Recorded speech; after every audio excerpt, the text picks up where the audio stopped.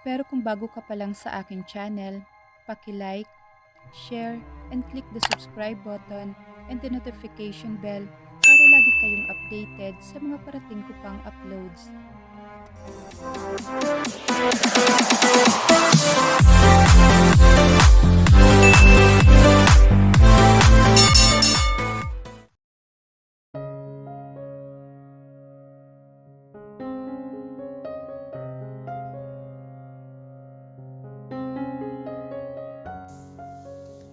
Christian Williams, CEO ng Williams Corporation, isang multinational electronics manufacturer.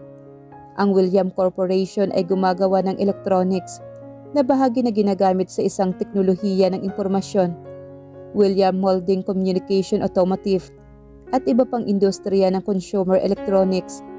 Ang kanyang kumpanya ay isa ring pangunahing tagapagtustos para sa mga produkto ng teknolohiyang Castel. The CEO of Anderson Labs and Technologies, Clark Anderson, who was one of the most respected and widely known businessmen, was his half-brother. Pareho sila ng ama pero magkaiba sila ng ina. Maganda ang relasyon nila ni Clark bilang magkapatid. Subalit kakaunti lang ang nakakaalam na isa rin siyang Anderson at magkapatid sila ni Clark Anderson. Their father wasn't exactly a good person. Ang ina ni Clark, ang lehitimong asawa. Ang ina naman niya na guro noon sa isang pampublikong paaralan ay aksidenteng nabuntis ni Colton Anderson. Colton sent his mother to the US dahil walang dapat makaalam tungkol sa pagbubuntis nito. Nanatili sa Amerika ang ina niya hanggang sa mga anak ito. Pagkasilang sa kanya ay hindi na nagtagal sa Amerika ang ina niya at umuwi ito ng Pilipinas. Iniwan siya nito sa pangangalaga ng dalawang matandang katiwala ng mga Anderson sa Amerika. Ang apelyidong gamit niya ay ang apelyido ng mama niyang Williams. Hindi isinulat ang pangalan ng ama niya sa live birth. Utos iyon mismo ni Colton sapagkat gusto nitong ilihim ang tungkol sa pagkakaroon ng anak sa ibang babae. At pabor naman iyon sa kanya. Mas masaya siya sa puder ng dalawang matanda na sina Nana Ising at Tatang Natoy. Si Tatang Natoy na may pamilya sa Pilipinas ay ang palaging nagkukwento sa kanya. Palagi itong may natatanggap na sulat mula sa apo nito sa Pilipinas.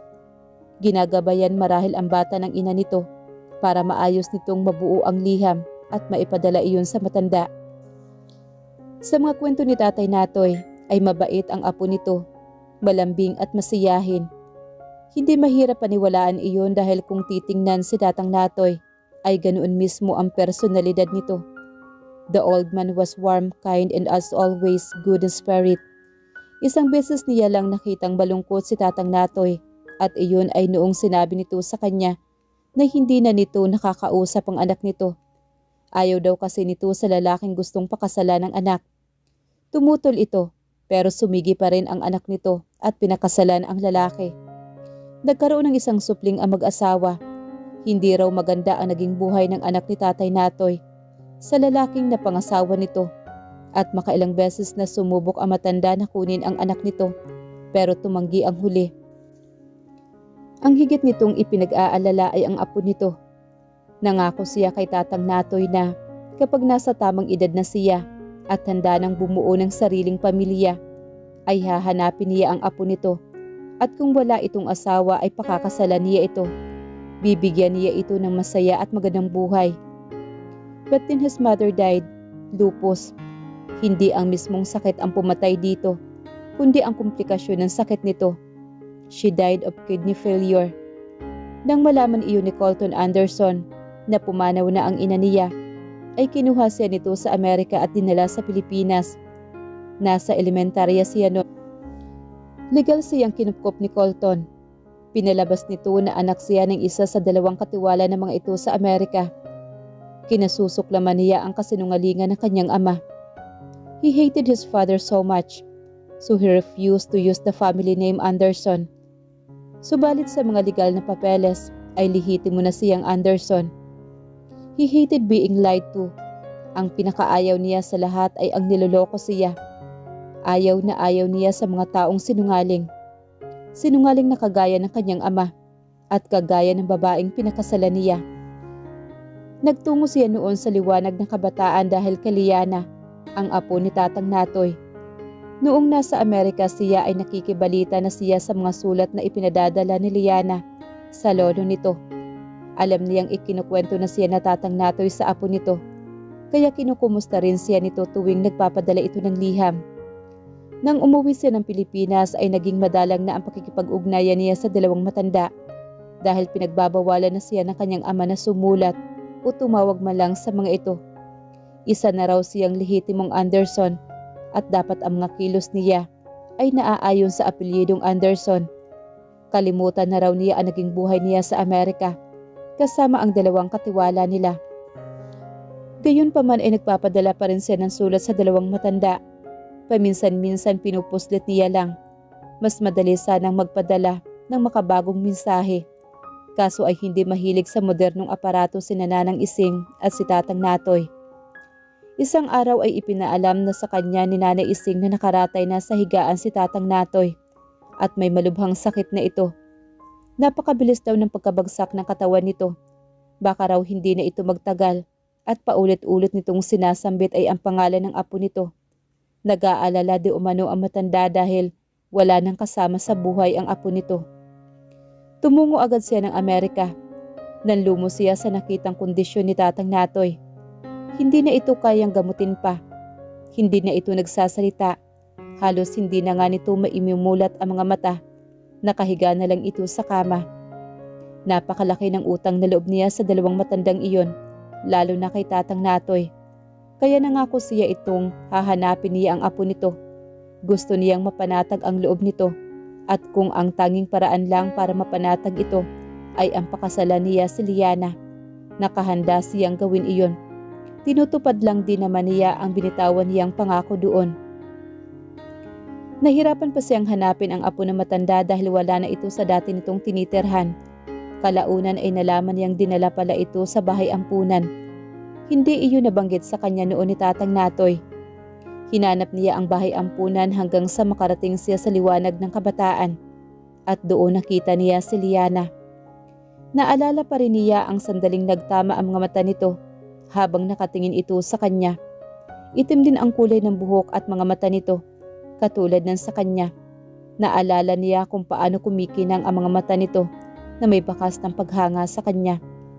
Ang parehong mga mata ay naka-frame ng mahaba, maitim na pilik mata na gumagalaw ng maganda sa bawat pagpikit nito.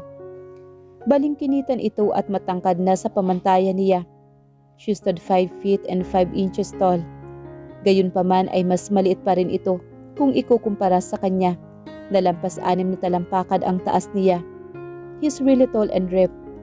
Ang dalaga ang naunang lumapit sa kanya at ang nauna ring yumapos ng mahigpit. Nagulat pa siya noon. Sinabi nito na ito raw ang taong hinahanap niya. Ang sabi nito ay Liana talaga ang pangalan nito. Pero dahil Liane o Lian ang tawag dito ng lolo Natoy nito, ay iyon na ang nakasanayan nitong gamitin kapag nakikipagsulatan ito sa matanda. Iba ang apelyido nito kay Tatang Natoy dahil gamit nito ang apelyido ng tatay nito. Liana know everything about him. Lahat-lahat ay alam nito. Lahat ng detalye. Ang alam niya ay patuloy na nagsusulatan ang maglolo kahit noong nasa Pilipinas na siya. Paniwalang paniwala siyang natagpuan na niya ang apo ni Tatang Natoy. Ikinuwento nito sa kanya ang naging buhay nito sa poder ng ama nito. Sinabi nitong binubugbog ito ng ama nito noong matapos pumanaw ang ina nito. Kaya walang kahirap-hirap nitong nakuha ang simpatsya niya. Liana was warm and so kind. She was so friendly. Katulad na katulad ito ni Tatang Natoy. As a promise, he asked her to be his wife and she said yes. Naisip niyang matutupad na niya ang pangako niya kay Tatang Natoy. Mapapanatag na rin ang loob nito. Tumawag pa siya sa Amerika at kahit hindi na dumidilat ang matanda, ay nakiusap pa rin siya kay Nanay Ising na ilapit sa tainga ni Tatay Natoy ang telepono. Tapos ay sinabi niya ritong ikakasal na siya sa apo nito.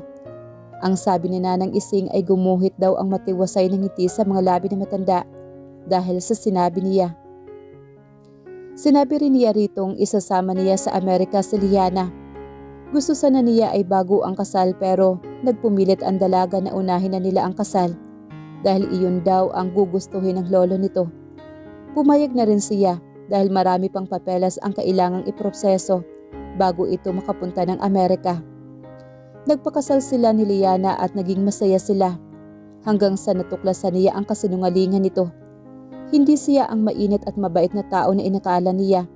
Si Liana ay isang manloloko, isang sinungaling. Niloko nito siya.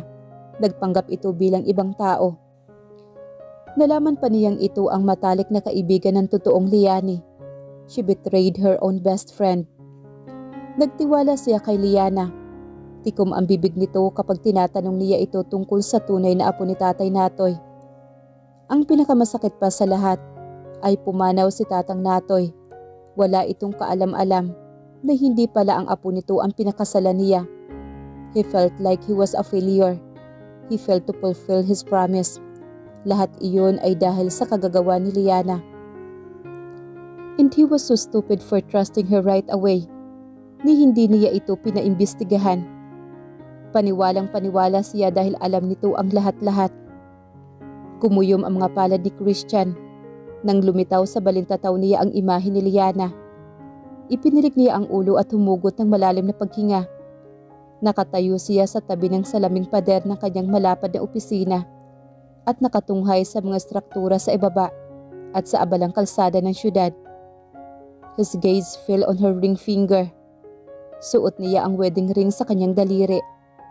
Alam naman ng lahat na may asawa siya. Marami pa ang dumalo sa kasal nila. He married Liana 6 months ago. Even Clark and the other CEOs where their wives were present at the wedding ceremony. Kaya hindi niya maaaring ilihim ang tungkol dito. Ang plano niya ay maayos na makipaghiwalay dito at ipawalang bisa ang kasal nila. Pero matigas ang pagtanggi ni Liana sa ideyang iyon. Kumakapit ito sa kanya sa bawat pagkakataon. Araw-araw itong nagmamakaawa sa kanya na ituloy na lang nila ang pagiging mag-asawa nila. His answer was always no, but she wouldn't budge. Hindi raw ito aalis ng bahay niya. God, the woman he wanted to truly marry was Liani, not her. Katok sa pintuan ang nagpalingon sa kanya. Come in. Pumasok ang kanyang sekretarya. Kip-kip nito ang mga dokumentong kailangan niyang permahan. Maaliwalas ang bukas na mukha nito, kaya tipid niya itong tinanguan. Ilapag mo na lang dyan, Luisa. Aniya nasa 25 pa lang marahil ang edad ni Luisa. Samantalang siya naman ay 31 anyos na. Mas bata naman sa kanya ng 3 taon ang asawang si Liana. Tumalima naman agad ang babae. Sir, gusto mo bang magkape? Masigla nitong tanong. Ipagtitimpla po kita. Magalang siyang umiling dito. No, you don't have to. But thank you. Sige po sir, pero kapag gusto mo po ng kape na sa labas lang po ako. Sure, wika niya rito. Nakangiti nang lumabas ang sekretarya niya. He sat on his black leather chair behind the massive executive table. It was time for him to get back to work. Pero bago pa niya magawang iangat ang pagsulat niya, ay dumako ang mga mata niya sa nameplate na nasa mesa niya. Umalsa ang isang sulok ng kanyang mga labi. Hindi niya akalaing maaabot niya kaagad ang posisyong iyon. He used to work at Anderson Labs and Technology at the executive assistant of the CEO. May share din siya sa naturang kumpanya. And as the executive assistant, he had met a lot of CEOs from various businesses. Ngayon ay ganoon na rin ang posisyon niya. But he was not as stiff and elusive as the CEO of Sander Ventures, Albert San Joaquin. Kaibigan ito ni Clark. He also would never run around breaking hearts like Dexter Santillan, the CEO of Santillan Wright Printing and Publishing. Pero balita naman niya ay nagbago na ang huli. At para naman sa kanyang sarili, mabait siya sa mga taong maayos magtrabaho at walang atraso sa kanya. Ngunit ang kabaitang ipinapakita niya ay tama lang at walang ibang kahulugan. Pero nag-iibang tao siya sa kanyang asawa. Hindi niya kayang maging mainit lang sa kanya. Sa kanyang asawa ay hindi karapat-dapat na tratuhin ito na mabuti. Naniniwala siyang kapag ipinaramdam niya ritong walang patutunguhan ang ipinipilit nitong damdamin para sa kanya, ay baka sumuko na rin ito. Kaya patuloy na magiging malamig ang pakikitungo niya rito, hanggang sa ito na mismo ang kusang umalis sa puder niya. Hindi na mabilang ni Liana kung makailang ulit na siyang humugot ng malalim na paghinga. Nasa loob siya ng taxi na sinabihan niyang huminto sa tapat ng gusali ng Williams Corporation. Subalit hindi naman niya magawang bumaba ngayon. Bantulot siyang ituloy ang planong dalhin sa asawa niya ang niluto niyang pagkain. Baka kasi itaboy lang siya nito o magalit naman ito sa kanya. "Miss," untag sa kanya ng driver. "Bababa ka ba rito?" Napaigtad naman siya. Muli niya munang tinanaw ang gusaling Williams Corporation bago siya dahan-dahang tumango rito. "Ito po ang bayad ko. Salamat ho." Nang nasa entrada na siya ay magalang siyang binati ng security guard. Tumuloy siya sa lobby at sumakay sa elevator. Pinindot ang palapag kung nasaan naroroon ang opisina ng CEO. Habang nasa elevator siya ay hinayo ni ng tingin ang kanyang kabuuan. Formal na bestida ang kanyang suot. Walang manggas at hanggang tuhod ang haba nito. Hapit iyon sa bandang baywang pero maluwag ang balakang pababa. She wore the dress in sophisticated manner, as suspected of someone who's married to a chief executive officer of the company. Tuwid na tuwid ang likod niya at malinis ang pagkakapusod niya sa buhok. Napabuga naman siya ng hangin. Ayaw na ayaw niyang pinupuyod ang buhok niya.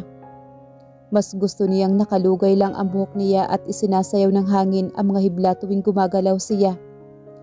Hindi rin siya mahilig magsuot ng sapatos na may matataas na takong, kagaya ng suot niya sa ngayon. But Christian said, he liked prime and proper women. Sa utak niya ay isang imahe ang binubuo niya upang magmukha siyang babaeng naaayon sa pamantayan ng asawa niya. Maayos na pananamit, magandang hairstyle, at matataas na takong ng suot na sapatos. Napatuon sa unahan ang mga mata niya nang bumukas ang elevator. Tinahak agad niya ang pasilyo papunta sa opisina ng asawa. "Good morning, Luisa," bati niya sa sekretarya ni Christian. "May kausap ba sa loob ang asawa ko?" Tumitig siya sa pinto ng pinaka-opisina ng CEO. Nakasarado iyon. Ngumiti naman ang babae pero malinaw niyang nasisilip ang tala sa likod ng mga mata nito. Batid niyang may gusto ito sa asawa niya. "May mga kamiting si Sir Christian." "Mga anong oras kaya matatapos?" Tumingin siya sa relo. 12:00 na. Kumain na kaya ang asawa niya? Sa 6 na buwan nilang pagsasama ay napupunan niyang madalas nitong laktawan ang pagkain. Kung patuloy nitong gagawin iyon ay baka makasakit ito. He was most of the time. He is overworking himself. "Hindi ko alam eh." Bumuntong hininga naman siya. Nagtitimpi siya. Alam ni Luisa kung hanggang anong oras ang meeting ng CEO. Pero sadyang ayaw nitong sabihin sa kanya. "Kumain na ba ang asawa ko?" Ngumiti naman ang malapad ang babae sa kanya. Oo. Nagdala ako ng pagkain. Binigyan ko si Sir. Okay lang naman, hindi ba, ma'am?" Naglaho ang sibil ng ngiting pilit niyang ipinapaskil sa mukha niya kanina. Sumeryoso ang mukha niya at tiyak ang hakbang na tinawid niya ang distansya na nakapagitan sa kanila ng sekretarya. "Nagpapatawa ka ba?" Kalmado ang boses niya, pero may bahid iyon ng talim. Nagpatikom sa bibig ng kaharap. "Sa tingin mo ay okay lang na dalhan mo ng pagkain ng asawa ko?" "Bakit? Ikaw ba ang asawa?" "Ang alam ko, marunong naman ako magluto." "Luisa, hindi lang kita pinapatulan. Pero hindi ibig sabihin niyon ay bulag ako sa mga pinagagagawa mo." Napaurong naman ang sekretarya. Nagulat ito sa kanya. Hindi marahil nito inaasahang maririnig ang mga iyon mula sa kanya. Ano ba ang akala nito? Na mabait siya? No. Kung mabait siya, ay hindi niya maiisipang magkunwari at papaniwalain si Christian na siya si Liani para lang makuha niya ito. Hindi siya mabuting tao. Tama si Christian. Hindi siya mainit at mabait na tao na inaakala nito. Maaaring hindi man lang siya ang babaeng lead sa kwentong ito, ngunit ang pagiging kontrabida. Kaya kung inaakala ni Luisa na magpapaapi siya ay nagkakamali ito. Hindi siya gumawa ng kasakiman para lang isuko ang dahilan ng pagiging ganib niya at hindi niya isusuko ang asawa niya. Biglang bumukas naman ang pintuan ng pinaka-opisina ng CEO and the doorway stood the Chief Executive Officer, Christian Williams, in his expensive corporate suit. His eyes behind the rimless eyeglasses were fixed on her. Blanko ang ekspresyon sa mukha nito. Kinailangan pa niya itong tingalain dahil mas matangkad pa rin ito sa kanya.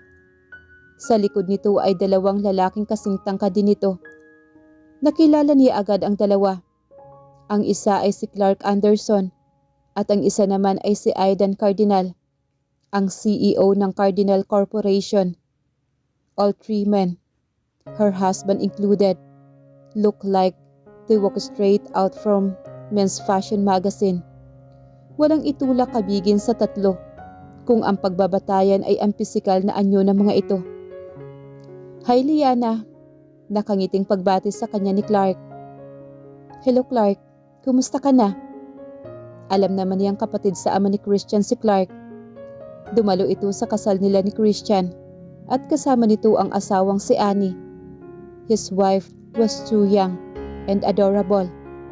May anak na ang mga ito at kahit ayaw niya ay nakakaramdam siya ng inggit sa mga ito.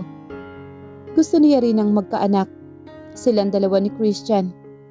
Pero nalaman agad ni Christian ang tungkol sa kasinungalingan niya at ang una at nag-iisang gabi na inangkin siya nito nang walang proteksyon at nagpunla ito ng similya sa sinapupunan niya ay hindi naman nga nagbunga. Pagkatapos ng gabing iyon ay naging maingat na ito sa pakikipagtalik sa kanya. Hindi na ito muling pumasok sa loob niya. Ang natitira ay purong out of marital obligation na lang o baka dahil horny period lang siya. I'm good. Napatingin naman si Clark sa dala niyang lunch bag. Is that for Christian? Kamunti ka na siya mapasinghap na mapatingin naman siya kay Christian. Sa hawak niya. Oo, sana. Kumain na ako. Sambit naman agad ni Christian. Disimulado niyang naikuyom ang kanyang mga kamay. Sa likod ng utak niya ay parang nakikita na niya ang ngisi sa mukha ni Luisa. So kinain talaga nito ang dalang pagkain ng sekretarya nito. Nagpupuyos naman ang kalooban niya. Nagkatingin na naman sina Clark at Aidan. Tapos ay ngumiti naman si Clark. Kumain na pala si Christian. Sayang naman yung dala mo. Ibigay mo na lang kaya sa amin yan ni Clark. Ani naman ni Aidan. Naging kaibigan na rin ni Christian ang mga kaibigan ni Clark. Kaya naging magaan na rin ang kalooban niya sa mga ito. Bukod kay Clark ay mas kilala niya si Aidan dahil kasalukuyan itong may tinatrabang proyekto kasama ang kapatid na Anderson, and that's because of the Cardinal family had a strong business connection in electronics. Hindi pa naman kami kumakaing dalawa ni Clark. Dagdag pa nito. Nagmumukha na ba siyang kawawa o tanga kaya? Itinago niya sa likod ng ngiti ang pangangalit ng mga ngipin niya. Sige, sa inyo na lang to. Lahat ng nasa loob ng lunch bag ay paboritong pagkain ni Christian. Maaga pa siyang gumising para lang maihanda ang mga iyon. Why don't you join us? We're heading to the cafeteria anyway. Yakag naman sa kanya ni Clark. Doon na natin kainin yung mga dala mo. Napasulyap naman siya kay Christian. Nakatingin ito sa kanya, pero wala siyang mabasang emosyon sa mga mata nito.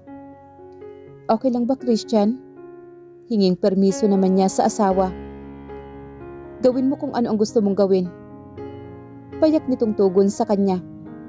Walang kangiti-ngiti sa labi tapos ay ibinaling na nito ang atensyon sa dalawang CEO.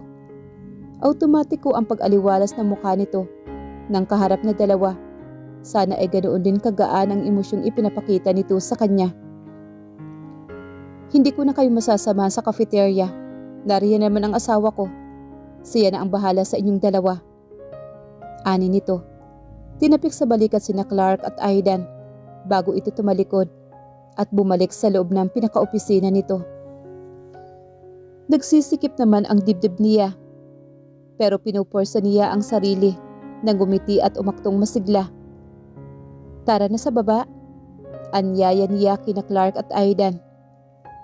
Habang naglalakad sila ay hindi na napigilan ni Clark na magtanong sa kanya. Ano ba talaga ang naging problema ninyo ni Christian? Okay pa kayo hanggang pagkatapos ng kasal nyo ah. May pinag-awayan ba kayong dalawa? Nakagat niya ang ibabang labi niya. Paano ba niya ito sasagutin? Pwede ba niyang sabihing huwad siya? Na nagkunwari siya at pinaniwala niya ang kapatid nito na isang kasinungalingan? Makinig ka, Liana. It's normal for a married couple to fight. Wika naman ni Aidan. But make sure that you both are doing something to resolve the root of the problem. Hindi pwedeng pabayaan na lang na matagal. Kaya kung ano man iyang pinag-aawayan yung dalawa ni Christian, sana ay maayos nyo at magkabati na kayo. Dagdag naman ni Clark. Napailing naman si Aidan at bahagya nitong nasapo ang likod ng ulo. I hope I'm wrong, but I feel like he's about to do the same mistake I did before. Napalingap naman dito si Clark. Ano naman ang ibig mong sabihin? Nagkibit balikat naman ito. You know what I did to my wife, Clark? Pero hindi naman ako pinabayaan ni Christian. I know, pero matiim naman siyang tinitigan ni Aidan sa mga mata. Nailang siya at nag-iwas na mukha rito. Pakiwari niya kasi ay kaya nitong basahin ang mabigat na emosyon pilit niyang ikinukubli sa likod ng mga mata niya. I might be wrong. Kagaya nga ng sabi mo, hindi ka naman inabantunan ni Christian at alam ng lahat na mag-asawa kayo. Alam niya ang kwento ni Aidan. Iniwan nito ang asawa nito at lubos na nagsisi sa pagkaraan ng ilang taon. Pagdating nila sa cafeteria ay binuksan agad ni Clark ang lunch bag. Hindi ito nakaimik na makita ang mga pagkaing inihanda niya para sana sa asawa. Chicken biryani, rot bread, at beef curry. Humugot ng malalim na paghinga si Clark. Mga paborito lahat ito ni Christian ah. There was an awkward glint in his eyes, as if he didn't know how to react properly. Is it really alright for us to enjoy this? Mukhang pinaghirapan mong lutuin ang mga ito. Ngumiti naman siya upang alisin ang nararamdamang pagkaasiwa nito. Oo naman, okay lang. Sige na, kainin nyo na. Ang totoo ay masama ang loob niya. Pero ano ba ang magagawa niya? Nagsimula ng kumain ng dalawa. Siya naman ay nakatutok lang ang mga mata sa baso ng tubig sa ibabaw ng mesa. Iniisip niya kung ano kaya ang ginagawa ni Christian at ng sekretarya nito. Paano pala kung may relasyon ang dalawa? Parang may aspiling tumutusok sa puso niya. Ipinilig niya ang ulo. Hindi magagawa iyon sa kanya ni Christian. Alam niyang hindi siya nito mahal. Pero hindi ito ang klase na lalaki makikipagrelasyon sa iba habang nakatali pa ito sa kanya. Hindi ito ganoon kasama. Liana. Pinitik ni Clark ang mga daliri nito sa tapat ng mukha niya. Napakurap naman siya. May sinasabi ka ba? Napailing naman si Clark sa kanya. Ang lalim naman yata ng iniisip mo. I'm sorry. Pagod lang siguro ako. Mabuti pa siguro ay umuwi ka na. Ngayon para makapagpahinga ka. Suhestyo naman ni Aidan. Tumango naman siya. Siguro nga kailangan ko nang umuwi. Nagpaalam na siya sa dalawa at lumabas ng gusali. Pumara agad siya ng taxi.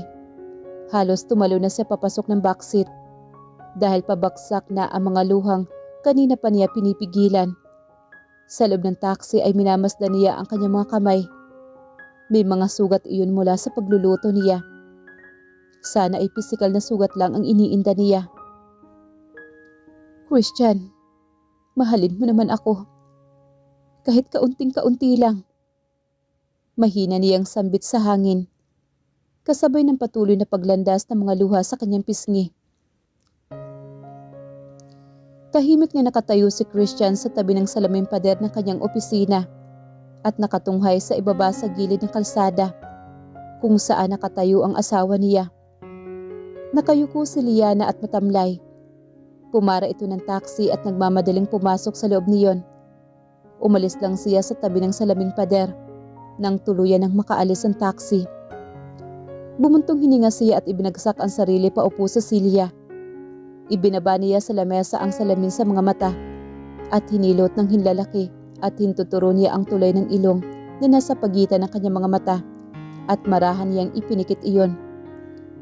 Kumain naman na siguro si Liana bago ito umalis ng bahay. Anong isang maliit na tinig sa likod ng utak niya. Palagi nitong ipinapaalala sa kanya na kumain sa tamang oras. Subalit madalas din naman itong hindi kumakain ng maayos. Denial niya ang number ni Clark. Yes? Nakauwi na ba kayo ni Aidan? Tanong niya sa kapatid. Hindi pa. Nandito pa rin kami sa cafeteria. Bakit? May nakalimutan ka bang sabihin sa amin kanina sa meeting? Hindi, kinain niyo ba talaga ang pagkain na inihanda ng asawa ko para sa akin? Clark, nandyan ka pa ba? Hindi sumagot ang kapatid niya. Yeah, ano bang problema mo? Gusto mo ba sanang kainin tong mga niluto ng asawa mo? Sana sinabi mo kaagad. Naubos na namin ni Aidan. No, of course. Tanggi naman niya rito. Gusto ko lang malaman kung kinain niyo talaga ang mga pagkain dinala ni Liana. Yes, we did. Yun lang ba? I'm hung up now. Wait. Tumikim naman siya rito. Ano ba Christian? Bakit ba hindi mo nalang sabihin? Napabuga naman siya sa hangin. Kumain din ba siya? We're talking about your wife, right? Hindi siya kumain. Sinabi ba niyang kumain na siya sa bahay? Pumalatak naman ang kapatid niya. Bakit hindi siya ang tanungin mo? Para malaman mo ang sagot. Mag-asawa naman kayo, hindi ba? Eksaperadong nagbuga ng hangin si Clark. Ano ba talaga ang pinag-aawayan yung dalawa? Ayaw niyo bang pag-usapan iyan at ayusin na lamang? Tumiim naman ang bagang niya. He ended the call. Napaungol siya at naihilamos ang mga palad sa mukha niya. Ano ba kasi ang pakialam niya kung kumain na ito o hindi pa? Hindi siya dapat nag-aalala kay Liana.